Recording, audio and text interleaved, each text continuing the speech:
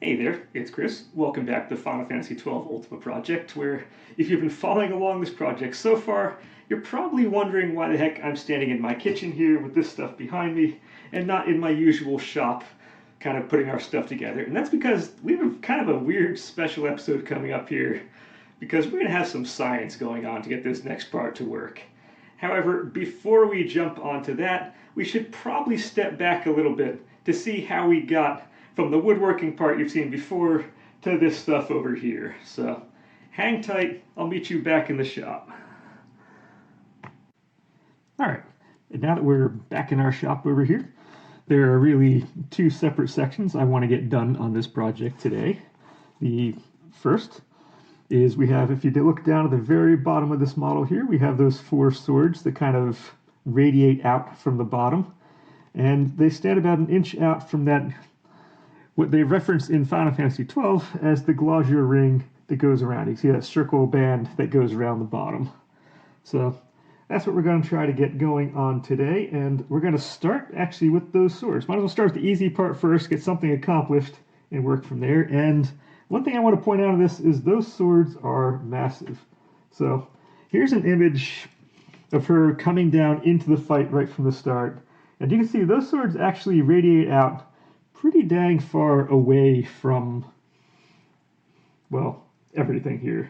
And I would especially look at that in relation to that little kind of S piece we put on the front just this last session.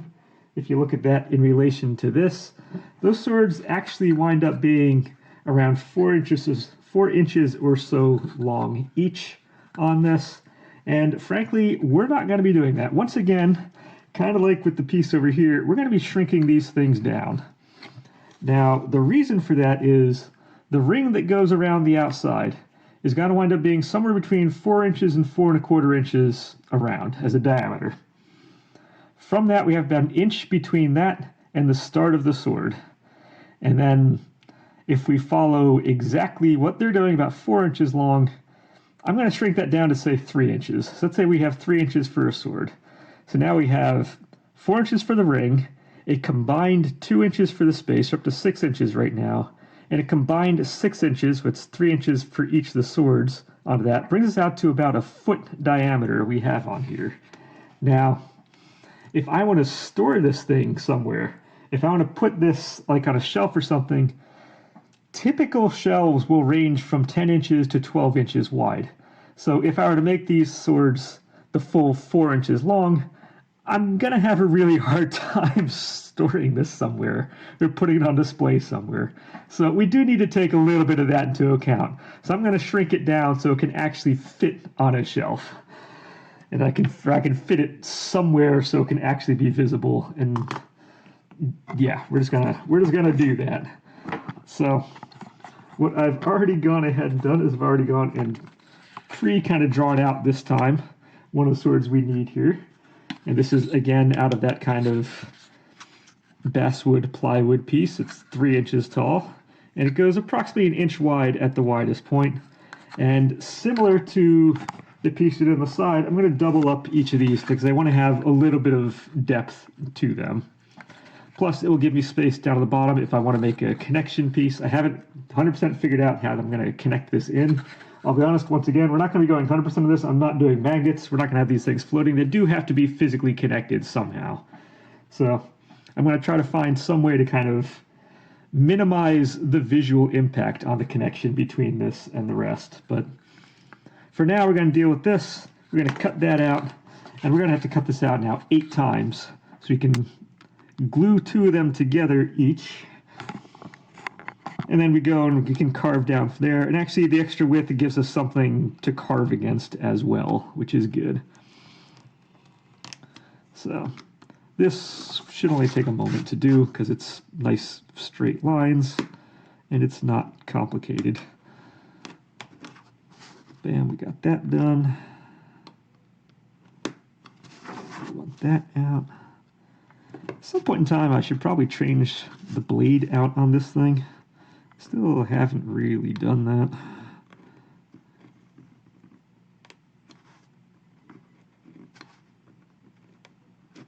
Okay, there we go. Got that. And then once again, like we're going to do as is usual, first piece becomes the pattern for the others, and we just need to then trace it, and it'll work from there.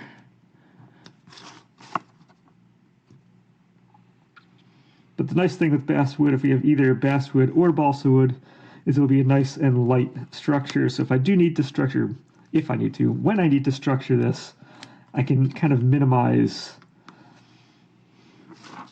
or make whatever I'm using to connect it as thin as I want, because it will hold at that point, just because it is lighter.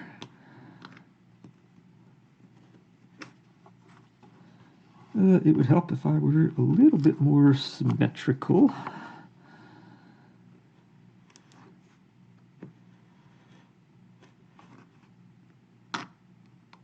Well, this piece did not come out very good because the end kind of did a thing.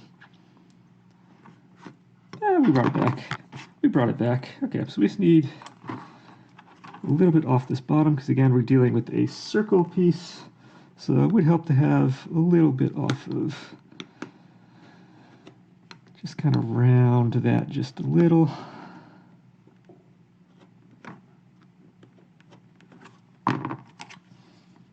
And that gets us one of them. And if we come back, this is going to wind up being one guy who sticks out way down here. And now in the fight, these things spin around. Once again, we're not going to have these things spinning in mobile. This is a moment caught in time, and that's all it's going to wind up being. So, all right, I'm going to disappear for a moment. I'm going to get all these guys cut, and then we'll go from there. All right, now I've gone ahead, made all these pieces. They're all been glued together. 8 pieces made, popped in, 4 pieces cut. So now it's time to just kind of start tapering down the edges and making these things look like what they're supposed to look like. So, okay, I already put that image on the side. It's about as good as I can get.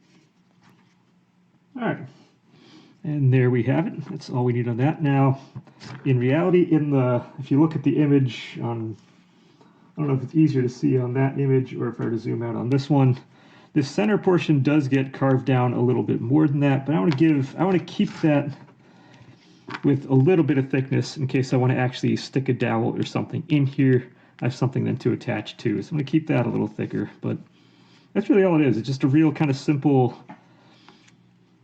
easy kind of carve, and that's all that needs. So with that one done, once again, we can do the rest off camera. Then we can come back and get into the interesting part. So hang tight.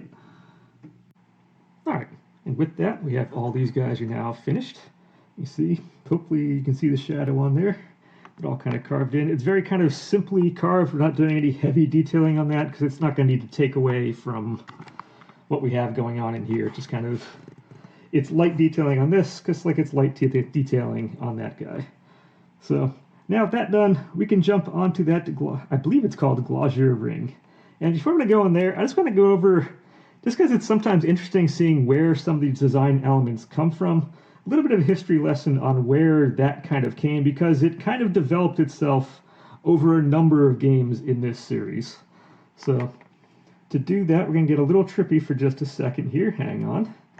And I'm going to say everything kind of started in Final Fantasy IX. So here we are, up through Final Fantasy VIII. This idea of the ring never really appeared, and finally here we are at the final boss, the final endgame enemy of Final Fantasy IX, and we have Necron over here, who has these rings on the bottom. He's got the double rings up top. He's this big imposing guy, and all of a sudden this thing kind of first appears.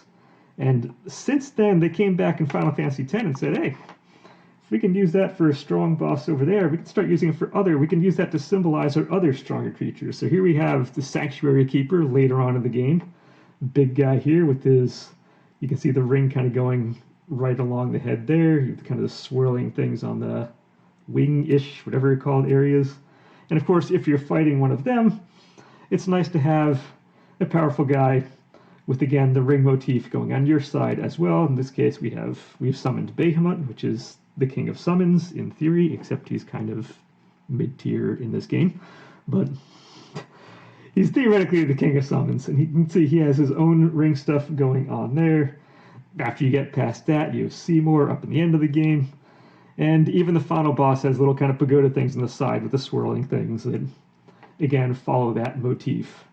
So they started using it quite a bit more in Final Fantasy X to kind of represent a lot of these stronger enemies you'd see wind up with that kind of ring design. But at the same time, they also threw it on their airship, which is the only flying ship basically in the world that your guys now have. And you can see it uses that ring motif kind of up top.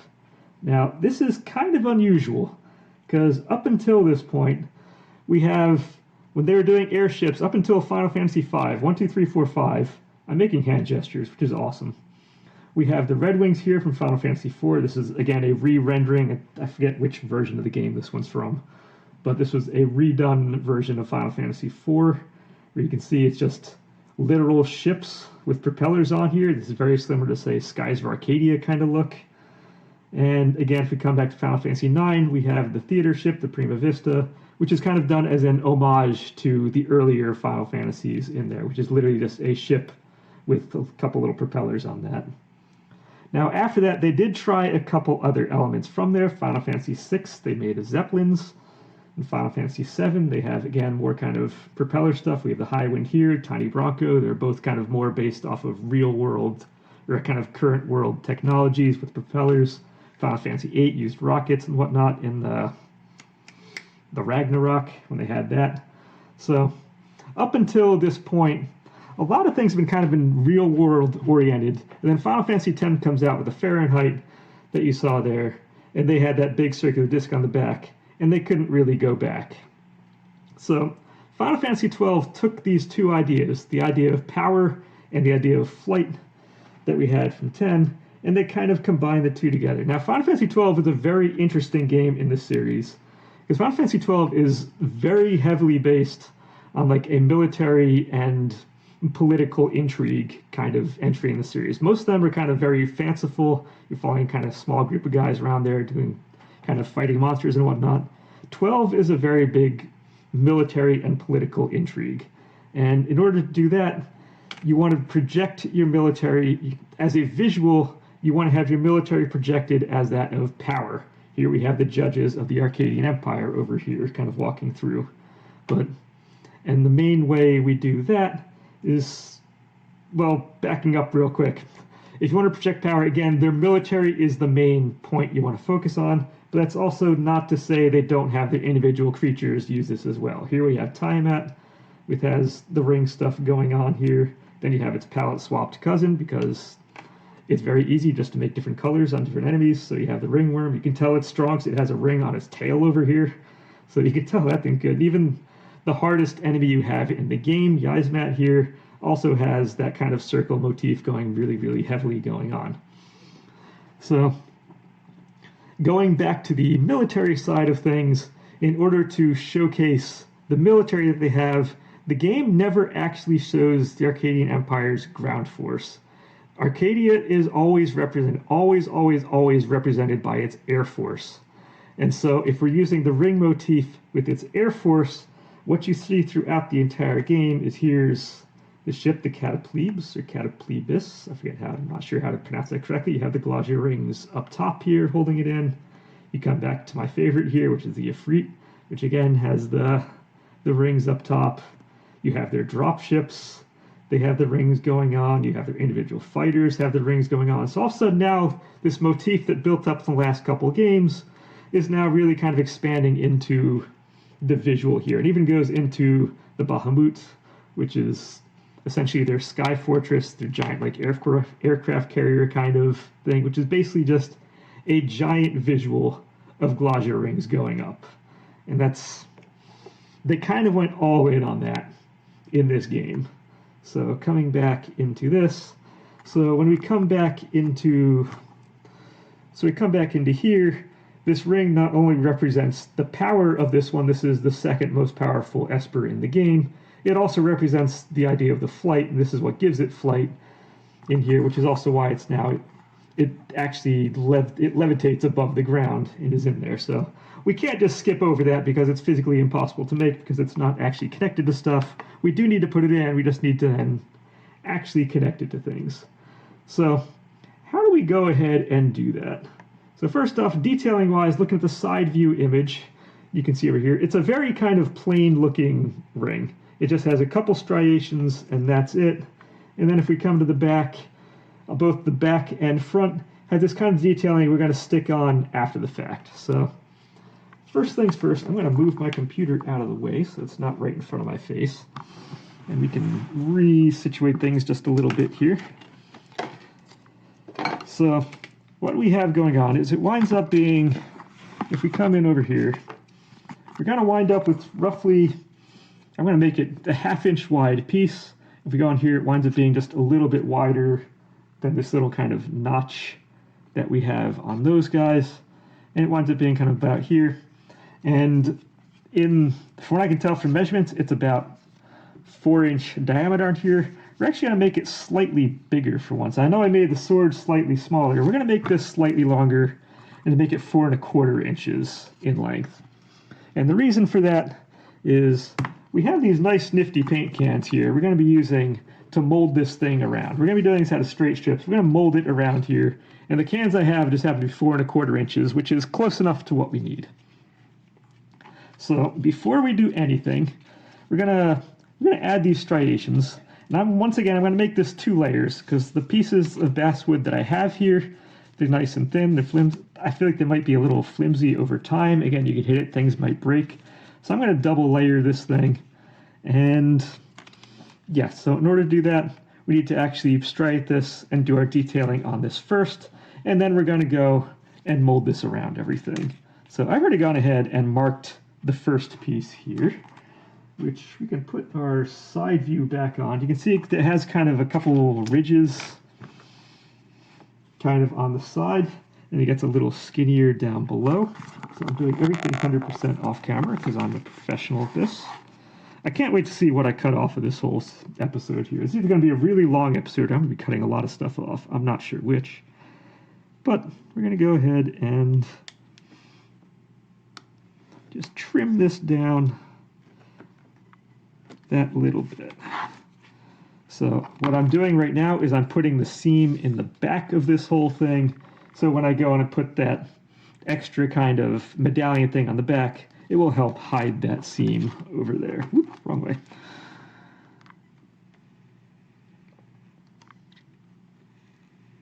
Let's see.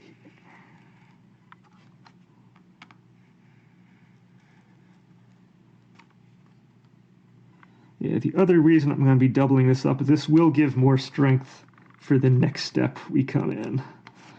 And we're going to get to that in just a second, because this won't take that long to do. So all I'm doing is just cutting. These are nice straight marks. And I'm kind of following the grains on this thing, so it makes it really, really easy to do. Okay, so with that now cut, I can move those swords out of the way. Don't need that. We now have a little bit of striation going on there.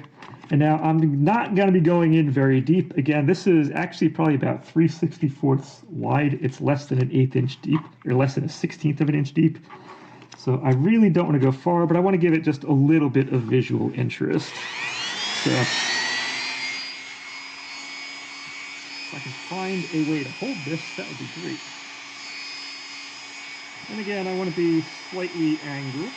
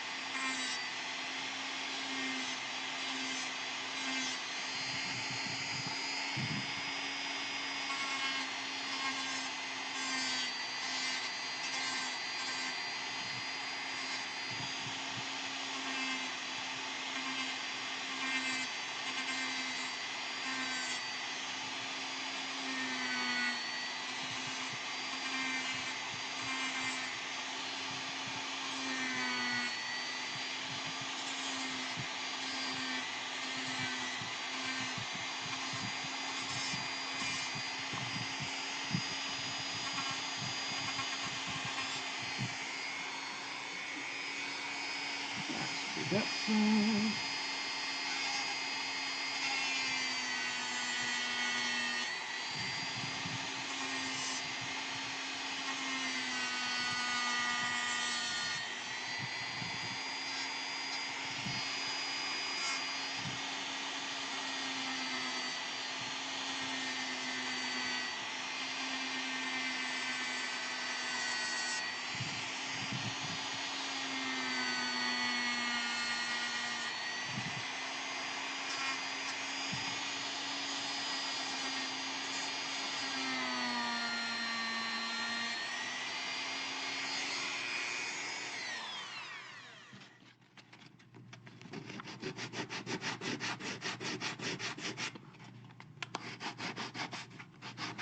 And this will help smooth out any little kind of crenulations we have in here, because I can tell you right now that was not cut or sanded particularly straight.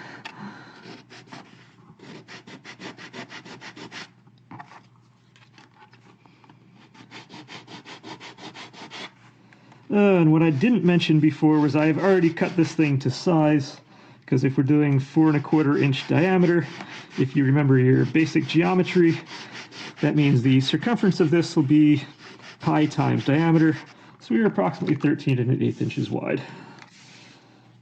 And that gives all we really need on that. Now I'm going to go ahead and do this on the other piece as well, because again, we're going to be doing 2 layers. And I'll meet you back for the next step after that.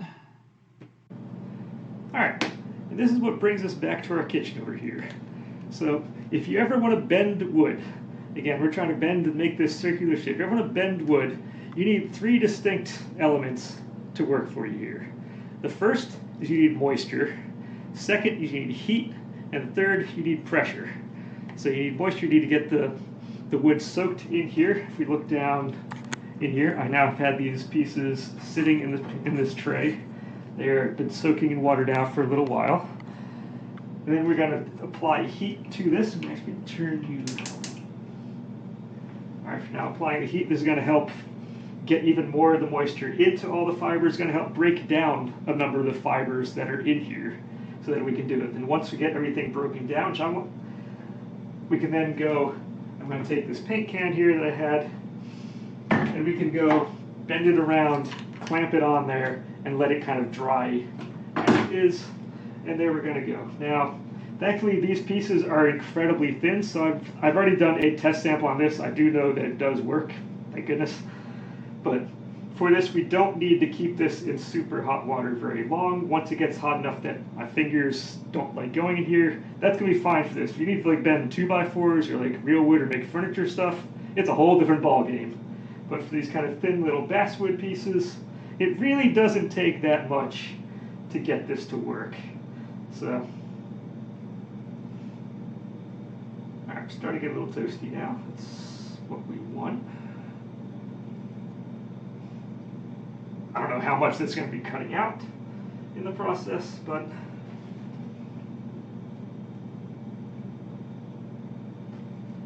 So we're going to go ahead, move down towards here, and we have our paint can is ready to go. That's all the heat I need on that. Hot, hot, hot.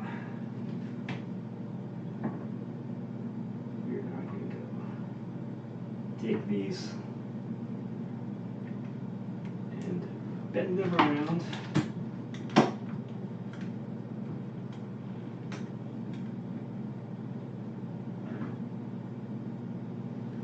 And that will now hold everything in place. We now let this guy dry. It'll harden.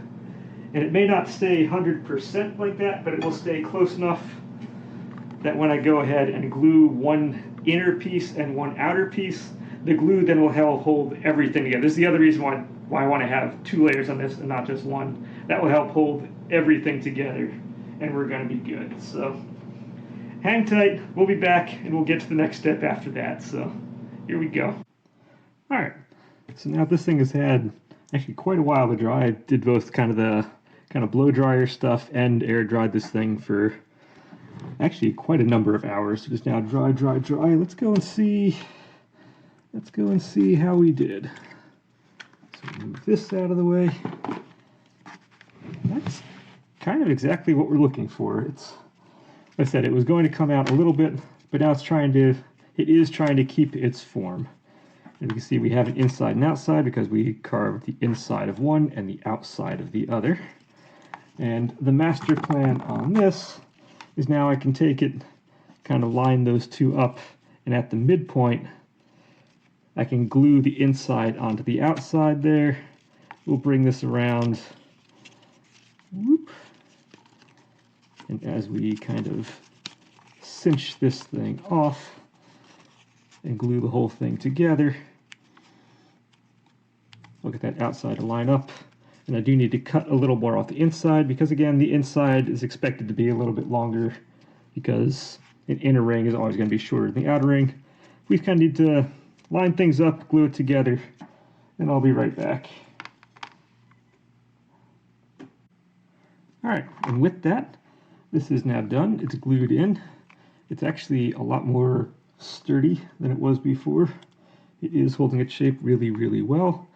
And that's actually kind of going to be where we're going to end this off today. Because I believe we're over the time frame. I think we're at that kind of half-hour-ish mark. I'll have to check in editing. And at the same time, I have some ideas how to connect all this stuff together, but it's going to require some materials I haven't used in a long, long time. I need to actually find these materials in my place. I may have misplaced some things over the years. It happens. So we got the big part in. So next time coming up, I'm going to attach the swords to the ring here, and then we're going to go ahead, attach the ring into all this, make this big and good and done, and then probably actually start detailing from the bottom up, start putting some of the scroll work and stuff in a number of these areas that are plain, just so we can start now crossing things off the list as we go.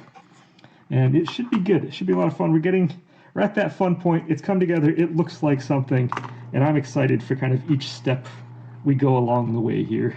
Each one does make it look a little better. So that's where we are, and that's what we have looking forward to. So until that next time comes, and still we finish kind of this one area we started, enjoy.